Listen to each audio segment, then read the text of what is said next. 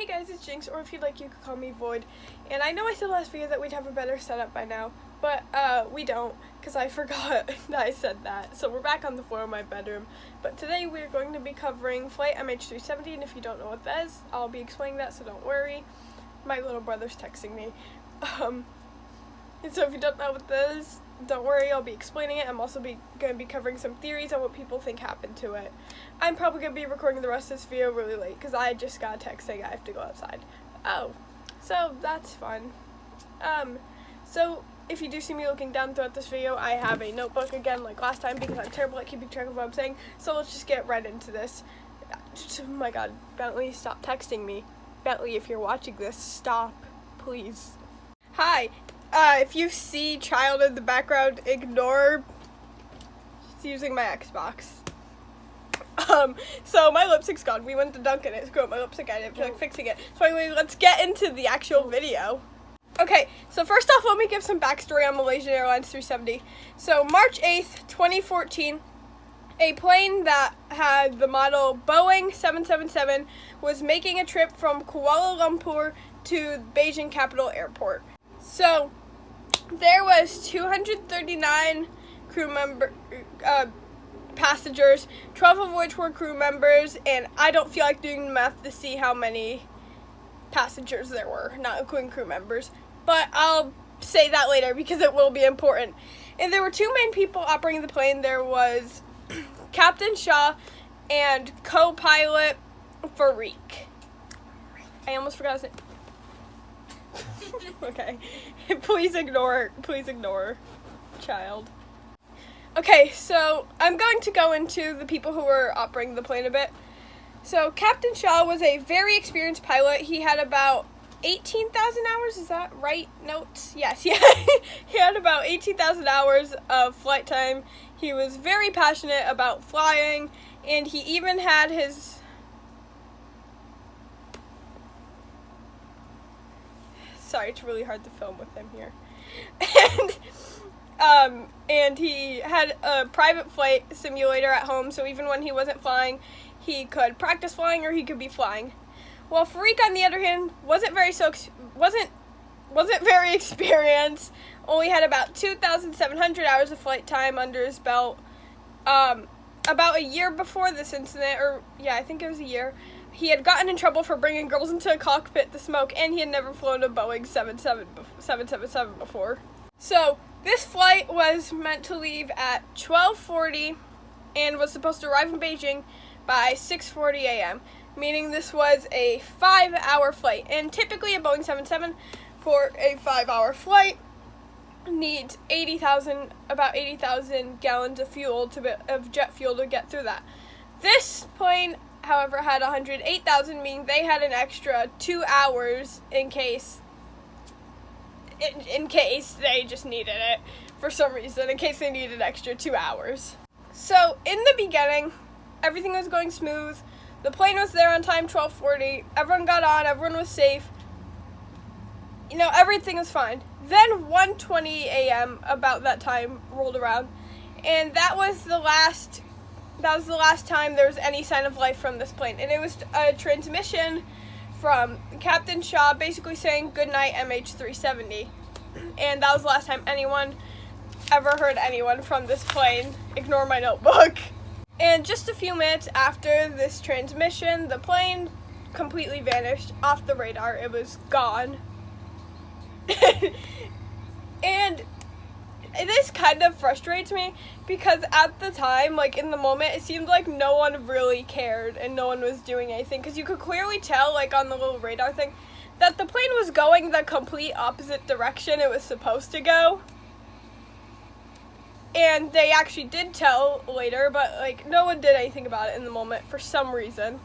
So actually, everything up until then was going smooth until the plane had took a very abrupt turn toward the, sorry if you could hear that, toward the southern Indian Ocean. And it just went into the southern Indian Ocean for hours and hours and hours. And throughout those hours, no air traffic teams did anything about it or did anything to help. So 6:40 a.m. in Beijing rolls around, and obviously the plane doesn't land.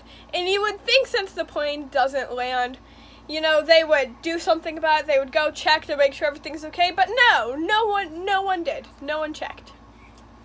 And it was about 8 a.m. when the plane sent out a distress symbol that people finally realized, oh, this plane's gone. So obviously after this, people were scared because, there was over 200 passengers, the oldest being 76 and the youngest being a year and a half. So people were like, oh, what happened to our grandparents, our friends, our kids, our siblings, our aunts, our uncles, etc., etc. Like, oh, what happened to our loved ones? So as I said earlier, it needed 80,000 to be able to fly 5 hours, and it had an extra 2 hours because it had 108,000 gallons of jet fuel.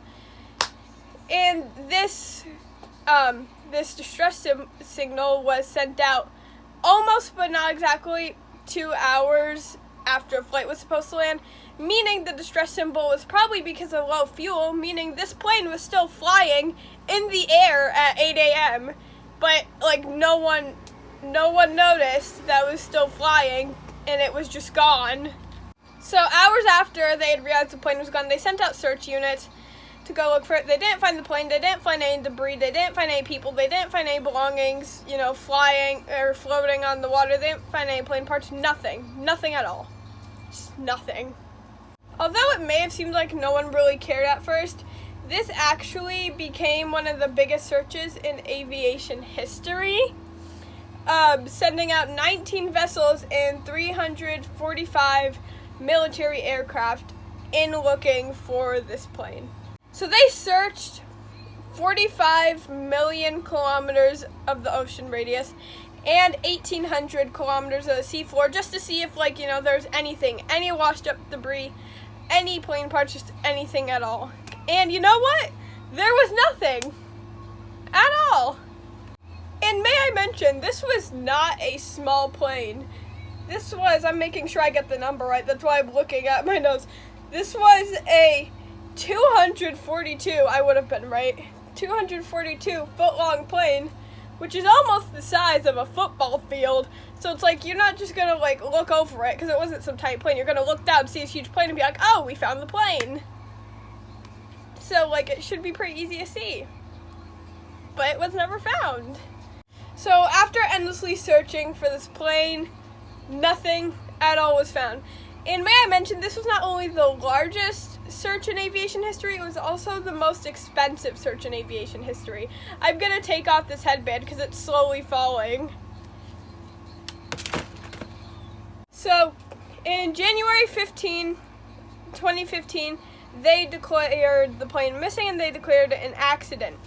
And about 2 years later, January 17th, January... Oh yeah, by the way, I don't know if I mentioned this in the intro, but peep the new hair.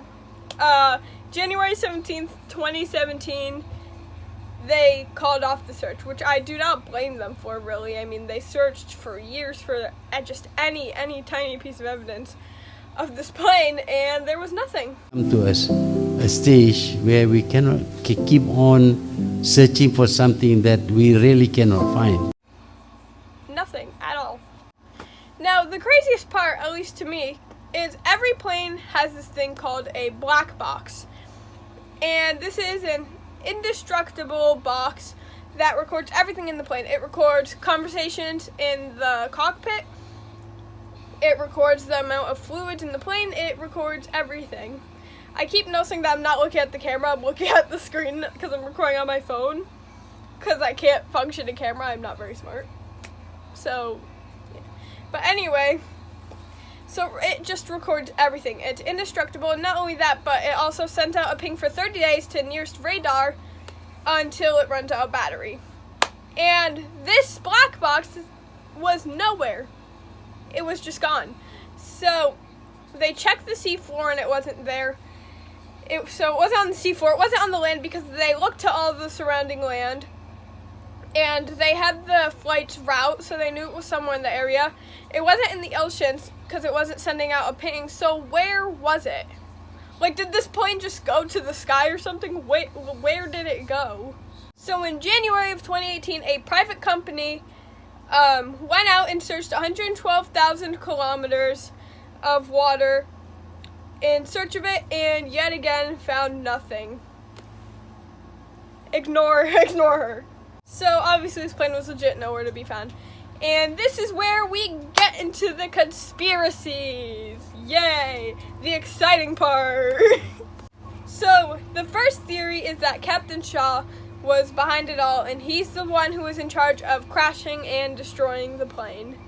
So I'm going to go into why people believe this. So for one, obviously, as I said earlier, he had a private flight simulator at home, and police investigated this after disappearance of the plane, and they saw that a few weeks prior to the disappearance of the plane, he had conducted a very, very, very similar flight, and toward the end had gone straight into the Southern Indian Ocean. And a few days after that, he conducted the same flight, again flying into the Southern Indian Ocean. And he also deleted these simulations, which makes it seem like he was obviously, trying to hide them. I just realized I said he conducted the same flight a few days after. It was actually the next day. So, just pretend I didn't say a few days after. And allegedly, 2 days before the flight, he conducted another similar flight, except this time at the end, he went straight into the Lumpur Towers. My guy conducted a literal attack on the flight simulator, which is genuinely concerning. Like, I don't know. So, when they asked the family, they admitted that he had been acting very strange in the days leading up to the flight, and he had been spending more time than usual on his flight simulator. And the police and aviation experts found this very sketchy. Understandably so. It's pretty sketchy.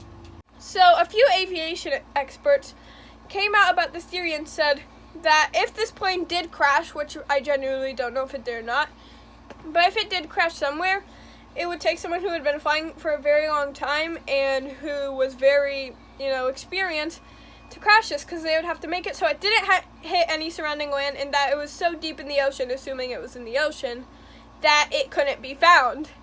Because, we've only explored 5% of our oceans. So, there's a chance that, I think it's 5%. So there's a chance that, the other 95% is where this plane is. So it would take someone who's very experienced to be able to crash a plane like that. If it did crash, who even knows what happened to it, honestly. Also, when looking at the original route, you can see that he actually, with the plane, hovered over his hometown, Penang. Hopefully I pronounced that right.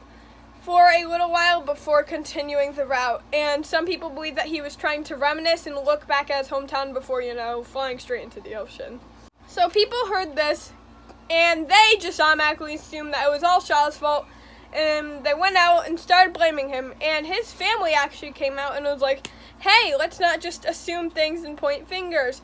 Because obviously, in reality, we have no clue what happened to this plane. We have no clue who's to blame. So, it's just, it's also very disrespectful to a family to go pointing the blame at their dead family member.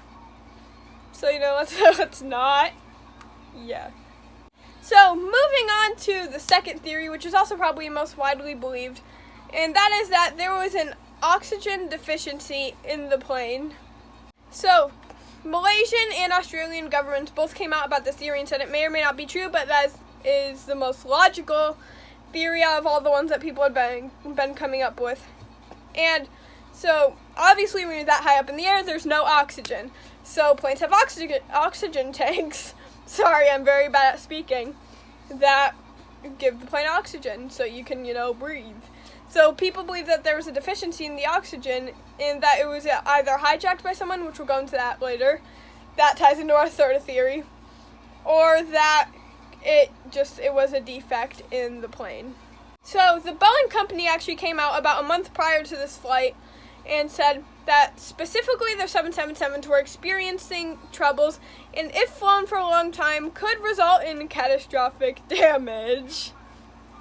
And then 2 days prior to flight, Boeing came out with another warning saying that they had just found a 15-inch crack in one of their Boeing 777s and to just be very cautious when flying a 777. Now, the Boeing company came out about this theory and said it has nothing to do with MH370, which doesn't really make sense because it's just like, oh yeah, we were just talking about every other Boeing 777. I don't know if I said enough sevens, but we were just talking about every other Boeing 777, but not this one, just every other one. So people weren't really buying it, understandably, but this ties into our next theory, our third theory, which is that someone hijacked the plane.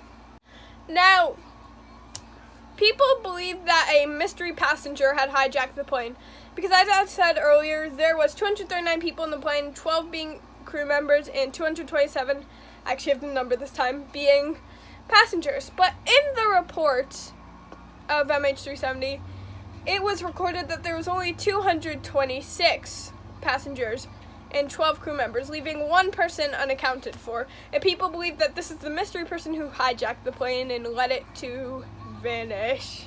Now, the airlines came out about this and were like, hey, no, it was just an error. And I mean, that could be true, but at the same time, wouldn't you want to get your numbers right when making reports about such a big deal like this? But yeah, I mean, it's completely possible. So that was just an error. So yeah. And those were three main theories about what happened to MH370, and personally I find them all to be really interesting conspiracies. I don't really know which one I personally believe. I'm honestly leaning more toward one of the first two, though, and less the other one, because it's completely possible it was actually an error. And I don't know how someone hijacking the plane would lead it to just completely vanish. I can see how it would lead it to crash, though. And as of March 2021, 33 pieces of debris have actually been found. But this was 7 years ago, so we don't know if this is from MH370 or if it's just normal, land and ocean debris. And that's all. That's basically all for the video. This is going to be a lot shorter than my last video, so yay. Hopefully I can get this up today. If not, it'll be out tomorrow, because it's been exactly a week since I last posted, so I'm going to try and get it up today, but might be tomorrow, so if this is a day late, sorry. So I'm probably going to try and post once a week from now on. So anyway, I hope you enjoyed the video, and if you did, make sure to subscribe, and if you want to see more of me, turn on the bell so you never miss another video, and my socials will be in the description if you want to go follow me on those. Hope you enjoyed. Leave a like if you did. Bye. Hey, Bentley, you want to say bye? Bye. Oink, oink, I'm thick. Yeah.